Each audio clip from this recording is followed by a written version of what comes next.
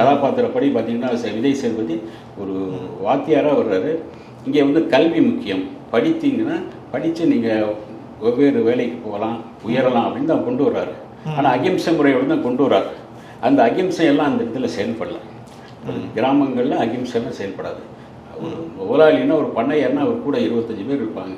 அவங்க வந்து தூக்கி போட்டு உதைப்பாங்க. இதுதான் அந்த வந்து ஒரு அகிம்சையான ஒரு வாத்தியாராக இருக்கிறவர் வந்து படிப்படியாக வந்து தன்னை மாற்றிக்கிட்டு போகிறாரு. ஒரு கட்டத்துக்கு மேலே அவர் வந்து அவரும் வந்து ஒரு ஆயுதம் தாங்கக்கூடிய சூழ்நிலை உருவாகுது. ஆரம்பத்தில் அவர் வந்து ஒரு கம்யூனிஸ்டாகவே இருக்கார். அங்கேயே கொடி தூக்குறாரு, கொடி பிடிக்கிறாரு, கொடிகளை ஏற்றுறாரு, பல போராட்டங்களை கலந்துக்கிறாரு. ஒரு கட்டத்தில் இவரை பிரிஞ்சு தானே இவங்களுக்கு வந்து இவர் வந்து ஆயுதம் தாங்கி போகிறாங்க. இதெல்லாம் அன்னைக்கு வந்து வடநாடுகள் அதிகமாக இருந்தது.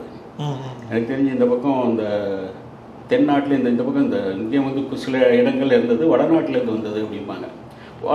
ஒவ்வொரு இதுக்கும் உங்களுக்கு வந்து அந்த அரியலூர் இதுக்கான காரணம் கரெக்டாக சொல்லியிருக்காங்க.